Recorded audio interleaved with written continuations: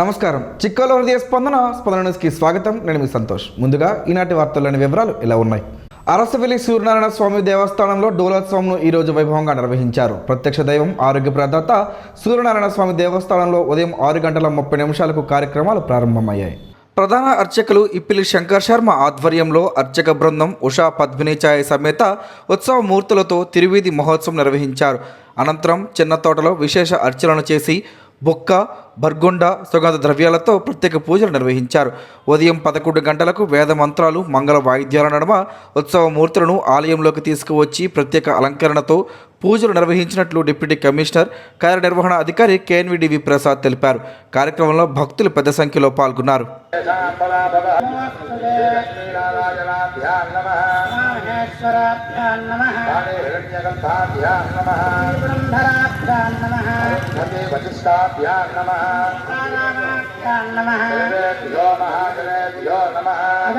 South Coast railway zone పనులను వేగవంతం చేయాలని కేంద్ర పౌర విమానయాన శాఖ మంత్రి కింజరాపు రామ్మోహన్ నాయుడు రైల్వే శాఖ మంత్రి అశ్విని వైష్ణవ్ను కోరారు.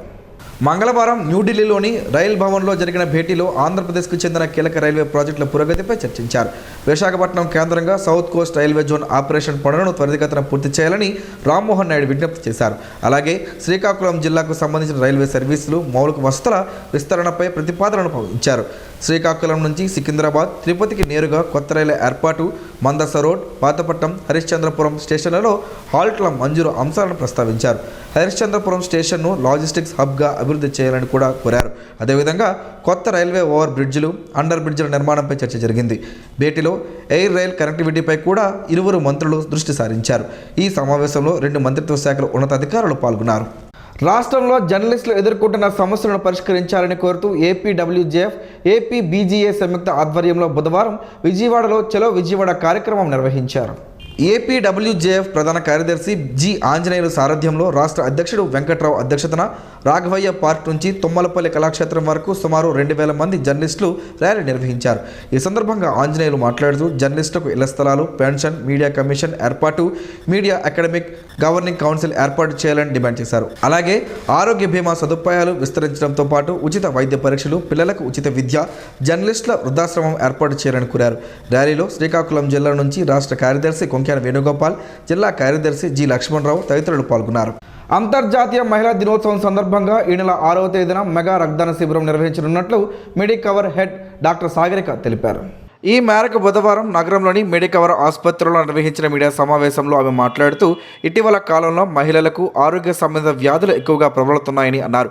దైనందిన జీవితంలో మహిళలు కుటుంబ సభ్యులు ఆరోగ్యం కోసం పట్టించుకుంటున్నారు తప్ప వారి ఆరోగ్యం కోసం పట్టించుకోవడం లేదని అన్నారు. మహిళల్లో వ్యాధులను ముందుగా వారికి అవగాహన కల్పించి 6, 7 తేదీల్లో ఉచితంగా వైద్య పరీక్షలు నిర్వహిస్తామన్నారు. అలాగే 50% రాయితీతో మహిళలకు ల్యాబ్ పరీక్షలు చేస్తామన్నారు. గైనకాలజిస్ట్ రజనీ మాట్లాడుతూ మహిళల్లో ఇటీవల అధికంగా ప్రబలుతున్న గర్భాశయ క్యాన్సర్పై అవగాహన కల్పిస్తామని, గర్భాశయ క్యాన్సర్ నిర్ధారణ పరీక్షలు ఉచితంగా చేపడతామన్నారు. ఈ అవకాశాన్ని మహిళలు వినియోగించుకోవాలని కోరారు. సమావేశంలో ఏజీఎం మూర్తి, జనరల్ ఫిజిషియన్ కె అమూల్య తదితరులు ఉన్నారు. శ్రీకాకుళం నగరంలోని న్యూ కాలనీలో మార్వాడి సమాజం ఆధ్వర్యంలో హోలీ వేడుకలు ఘనంగా జరిగాయి. ఈ రోజు ఉదయం నుంచే కాలనీలో ఉత్సాహభరిత వాతావరణం నెలకొంది. చిన్నారులు, యువత, మహిళలు, పెద్దలు రంగులు చల్లి పరస్పరం శుభాకాంక్షలు తెలుపుకుంటూ సందడి చేశారు. సాంప్రదాయ హోలీ పాటలు, నృత్యాలతో వేడుకలు మరింత ఆకర్షణీయంగా మారాయి. సమాజంలో ఐక్యత, సౌభ్రతత్వం పెంపొందించేందుకు ఇలాంటి కార్యక్రమాలు దోహదపడతాయని నిర్వాహకులు పేర్కొన్నారు. అందరూ కుల మతాలకు అతీతంగా కలిసి జరుపుకునే పండుగ హోలీ అని, పరస్పర ప్రేమాభిమానాలకు ఇది ప్రతీక అని వారు తెలిపారు. కార్యక్రమంలో మార్వాడి సమాజ ప్రముఖులు, సభ్యులు పెద్ద సంఖ్యలో పాల్గొన్నారు. కొండపేట లిఫ్ట్ ఇరిగేషన్ పథకం మరమ్మతులకు రాష్ట్ర ప్రభుత్వం తక్షణ నిధులు కేటాయించి టెండర్లను పిలవాలని సిపిఎం జిల్లా కార్యదర్శి డి గోవిందరావు, సిఐటియు జిల్లా ఉపాధ్యక్షులు హనుమంతు ఈశ్వరరావు డిమాండ్ చేశారు. కోటబొమ్మాలి మండలంలోని కొండపేట లిఫ్ట్ జలసాధన కమిటీ సమావేశంలో వారు మాట్లాడుతూ మార్చి నెలలోనే టెండర్లు పిలిచి పనులు ప్రారంభించకపోతే రైతులకు ఈ ఏడాది కూడా తీవ్ర నష్టం వాటిల్లుతోందని హెచ్చరించారు. 2012లో జలయజ్ఞం కింద మంజూరైన ఈ లిఫ్ట్ 2019లో ప్రారంభమై 2020 నాటికి మరమ్మతుల కారణంగా నిలిచిపోయిందని తెలిపారు. లిఫ్ట్ పరిధిలోని 22 గ్రామాలకు చెందిన 2500 ఎకరాలకు నీరు అందితే ప్రాంతం అభివృద్ధి చెందుతుందని పేర్కొన్నారు. వంశధార నీరు అందితేనే రైతుల కన్నీరు ఆగుతుందని అన్నారు. వ్యవసాయ శాఖ మంత్రి ఇచ్చిన హామీ మేరకు మార్చి 4వ తేదీన జరగాల్సిన జలదీక్షను ఏప్రిల్ మొదటి వారానికి వాయిదా వేయాలని సమావేశం తీర్మానించింది. సమావేశంలో జలసాధన కమిటీ నాయకులు, రైతులు పాల్గొన్నారు. ఉత్తరాఖండ్ రాష్ట్రం డెహ్రాడూన్లోని పెరేడ్ గ్రౌండ్ ఇండోర్ స్టేడియంలో జనవరి 29 నుండి ఫిబ్రవరి 1వ తేదీ వరకు నిర్వహించిన 3వ ఆల్ ఇండియా జాతీయ స్థాయి పెన్కాక్ స్లాట్ పోటీల్లో జిల్లా క్రీడాకారులు ప్రతిభ చాటారు. ఆంధ్రప్రదేశ్ తరపున పాల్గొన్న సాహుకారు సహస్ర, మల్ల పూర్వి, అవిక, నక్క జశ్వంత్ రజత పథకాలు సాధించారు. అలాగే చేకటి రుత్విక, చింతపల్లి పావని, ముంగి అర్జున్, షాన్ ఫినహాస్ పులి, తంగుడు సోహిత్ వర్ధన్ కాంస్య పథకాలు గెలుచుకున్నారు. క్రీడాకారులను south India general secretary P Manoj Sai, జిల్లా పెన్కాక్ స్లాట్ అసోసియేషన్ అధ్యక్షుడు రేగిడి దయామయ్య, ప్రధాన కార్యదర్శి లఖ లక్ష్మణనాయుడు అభినందించారు. కోచ్లు మాకివలస గౌతమి, సామ గౌతమ్ కుమార్, వై హేమంత్ కుమార్ సేవలను ప్రశంసించారు. శ్రీకాకుళం జిల్లాలో ఐటీడీఏ ఏర్పాటు చేసి గిరిజన ప్రాంతాలను 5వ షెడ్యూల్లో చేర్చి 1/7 చట్టాన్ని ఖచ్చితంగా అమలు చేయాలని ఆదివాసీ గిరిజన సంఘం రాష్ట్ర సహాయ కార్యదర్శి అరిక అశోక్ డిమాండ్ చేశారు.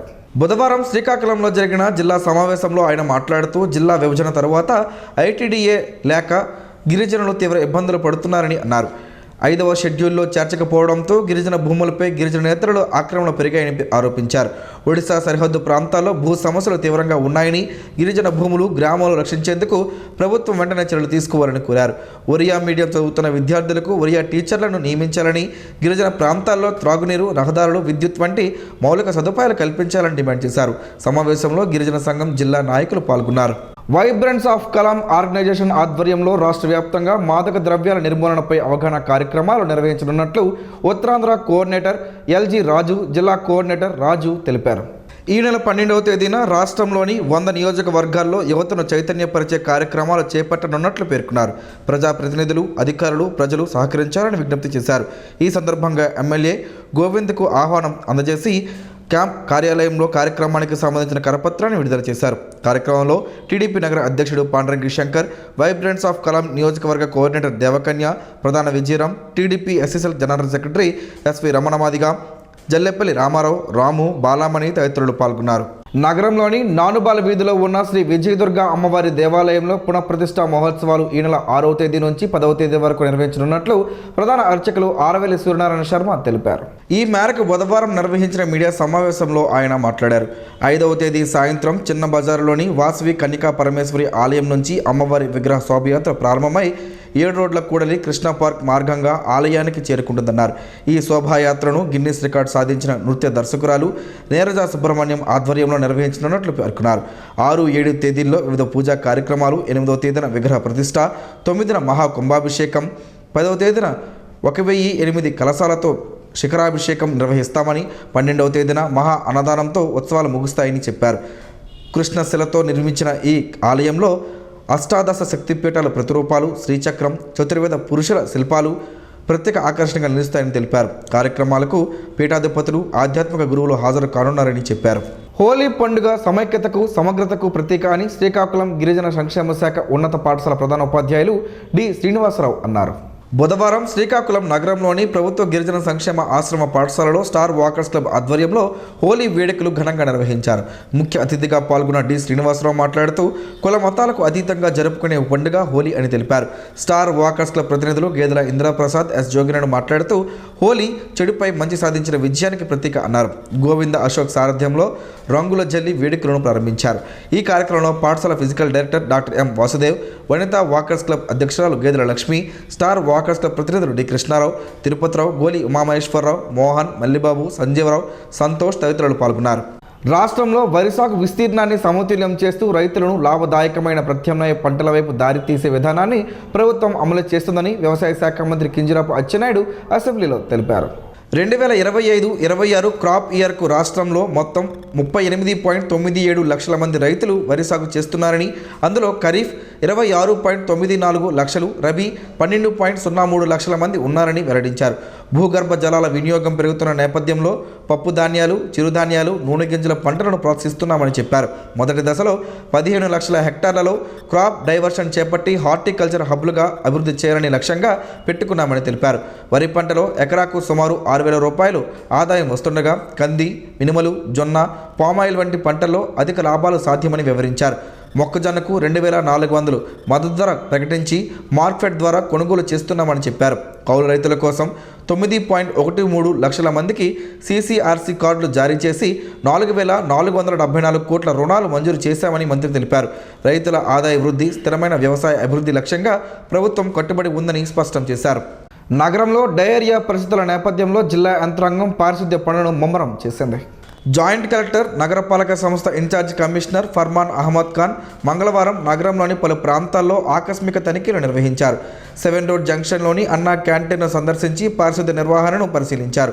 కాజీపేటతో పాటు పలు వార్డుల్లో పర్యటించి కాల్వల్లో నిల్వ ఉన్న మురుగునీటిని భారీ యంత్రాలతో తొలగించే పనులు పర్యవేక్షించారు. మంగళవారం ఒక్కరోజే 17 JCBలు, 24 ట్రాక్టర్లను వినియోగించి 186.25 టన్నుల పూడిక చెత్తను నగరంలో వెలుపలికి తరలించారు. 3.89 కిలోమీటర్ల మేర కాలువలను శుభ్రపరిచారు.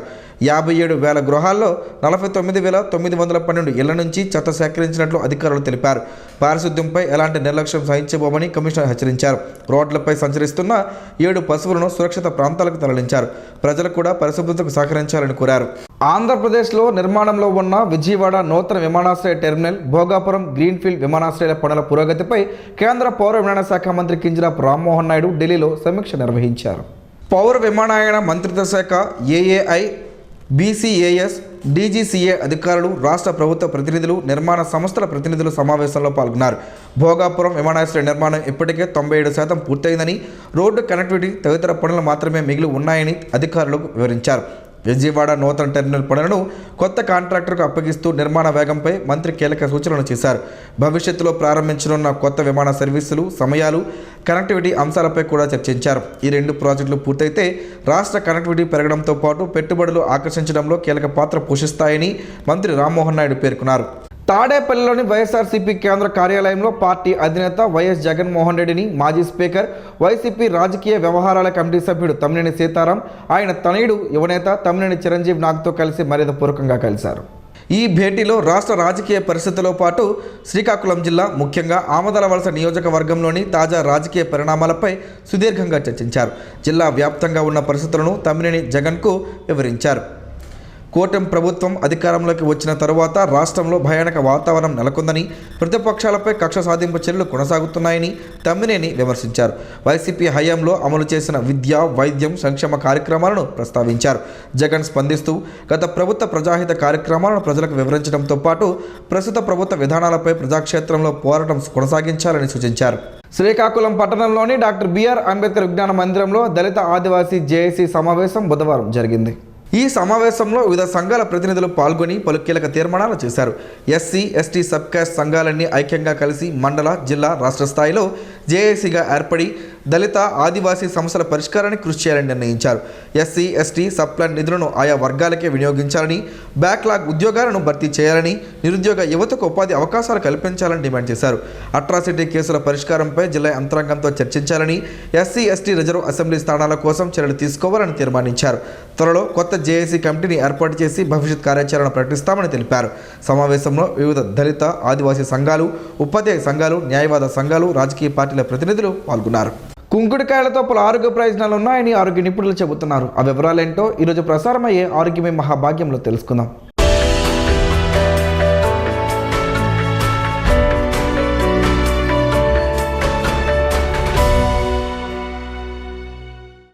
తలకు స్నానం చేయాలంటే కుంకుడుకాయలు లేదా షీకాయను గత 40 ఏళ్ల కిందట ప్రతి ఒక్కరూ వాడేవారు. కుంకుడుకాయలను అప్పట్లో వీధుల్లోకి వచ్చి రైతులు కానీ వ్యాపారులు విక్రయించేవారు. వారి నుంచి కొనుగోలు చేసి కుంకుడుకాయల పిక్కలను వేరు చేసి వాటిని ఒక దగ్గర దాచుకునేవారు. వాటిని స్నానం చేసుకునే ముందు నీటిలో వేసి బాగా కలిపి తలకు 2 సార్లు కుంకుడు పుల్లను పట్టిస్తే జుట్టుకు ఉన్న ఎంత జిడ్డు అయినా ఇట్టే పోయేది. ఇప్పుడున్న పెద్దలకు ఈ అనుభవాలు తెలిసినవే. అయితే ఈ కుంకుడు పుల్ల కంటిలో పడితే మాత్రం మంట కొట్టడం ఖాయం. అయితే అప్పట్లో పెద్దవారు కంటికి మంచిదని చెప్పేవారు. ఇప్పుడైతే షాంపూలు అందుబాటులో ఉన్నాయి. కానీ 40 ఏళ్ల కిందట పెద్దగా షాంపూలు అందుబాటులో లేవని చెప్పాలి. పెద్ద పెద్ద నగరాల్లో అందుబాటులో ఉండడం గగనమే. మారుతున్న పరిస్థితుల దృష్ట్యా వ్యాపారులు వారి వ్యాపారాన్ని పెంచుకునే దిశగా చిన్న చిన్న ప్యాకెట్లు, బాటిల్లో షాంపూలను విక్రయిస్తున్నారు.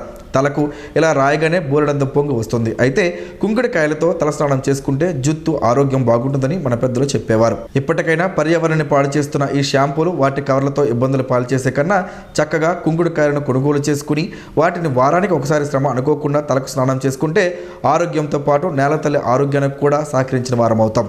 కుంకుడుకాయలతో అయితే ఎలాంటి పర్యావరణ హాని ఉన్నదంతా పర్యావరణ అనుకూలమే. ఇప్పటికైనా విజ్ఞానవంతులైన వారంతా ఆలోచన చేసి బజారులో దొరుకుతున్న కుంకుడుకాయలను కొనుక్కొని వాడుకోవడంతో మన ఒంటికి ఆరోగ్యం, భూమాతకు ఆరోగ్యం, అలాగే ఇక్కడ ఈ ప్రాంతంలో కొనుగోలు చేయడం వలన ఈ ప్రాంత రైతులకు లాభం చేకూరుతుంది.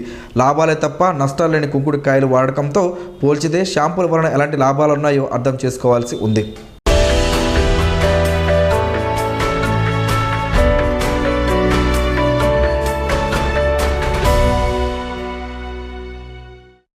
ఈరోజు వార్తల్లో ఒక మంచి మాటను విందామా, ఆచరిద్దాం. సమాజ శ్రేయస్సును కాంక్షించే మహనీయుల మాటల్లోంచి ఈరోజు.